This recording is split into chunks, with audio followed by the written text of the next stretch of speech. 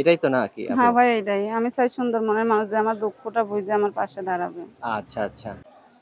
আসসালামু আলাইকুম সুপ্রিয় দর্শক শ্রোতা বন্ধুরা, আপনারা যে যেখান থেকে আমাদের এই ভিডিওটি দেখছেন সকলকে আন্তরিক শুভেচ্ছা জানিয়ে শুরু করছি আমাদের আজকের এই ভিডিও প্রোগ্রামটি। দেখতে পাচ্ছেন ক্যামেরার সামনে নিয়ে এসেছি এক পর্দাসীন আপুকে, তার কথাগুলো আপনাদের সামনে তুলে ধরবো। চলুন শুনে আসা যাক। আসসালামু আলাইকুম আপু, ওয়ালাইকুম সালাম ভাই। কেমন আছেন আপনি? আছি ভাই, ইনশাল্লাহ। আল্লাহ যেরকম রাখছে আল্লাহর কাছে হাজার শুকুর। আচ্ছা, অসংখ্য ধন্যবাদ। আপনি আল্লাহ তাআলার শুকরিয়া আদায় করছেন। আপনার নাম কি আপু? আমার নাম সাথী। সাথী আপু, কোথায় থাকেন আপনি? আমি আছি আমাদের দেশের বাড়ি পাবনা। পাবনাতে? হ্যাঁ, কোথায় থাকেন আপনি? আমি দেশের বাড়িতেই আছি। দেশের বাড়িতেই থাকেন? হুম। আচ্ছা, আপনাদের পাবনাতে আপনার বাবা মা সবাই থাকে? আমার বাবা নাই, আমার মা আছে। বাবা নাই কেন আপু? বাবা গেলের বাবা মারা গেছে। মারা গেছে? হুম। আর আপনার মা? আমার মা অসুস্থ, ঘরেই আছে। আমি ঘরে মানুষের আছে। বাড়িতে। আপনার ভাই বোন কয়জন? আমরা দুই ভাই বোন। আপনি বড় না ছোট? আমি বড়। আপনি বড়? হুম। আপনার স্বামী হয়, স্বামী নাই?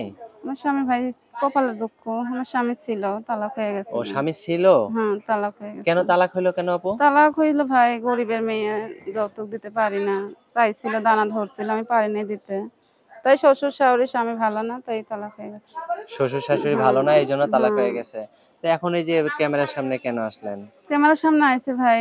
গরিবের মেয়েরা কি স্বামীর সংসার করতে পারবে না? হ্যাঁ, অবশ্যই পারবে। তাইলে আমাদের মতন মানুষরা মানুষ অবহেলা করে। তাই আইছি, যদি কোনো ভাই পাই যে আমার দুঃখ এখন কষ্ট কোনো বুঝবে। ব্যক্তি যদি আপনাকে অবহেলা না করে, আপনাকে যদি পরিপূর্ণ স্ত্রীর মর্যাদা দিয়ে আপনাকে তার জীবন সঙ্গিনী হিসেবে করে নিতে চায়, সেই লোকটা যদি বুড়া হয় বা বৃদ্ধ হয়, মানে বয়স কম হয়, আপনার মতো বয়স হয় বা কালো হয়, তাহলে আপনি মেনে নেবেন?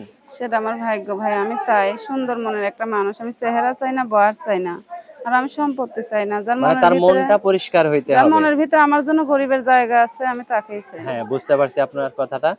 প্রিয় দর্শক, আপনারা শুনতেই পারছেন এই আপুটি কি বলতে চাচ্ছে। তার টাকা পয়সারও দরকার নাই, তার ঘরবাড়িরও দরকার নাই, তার মানুষটা কেমন সেটারও দেখার দরকার নাই। একমাত্র দেখবে সে তার মনটা।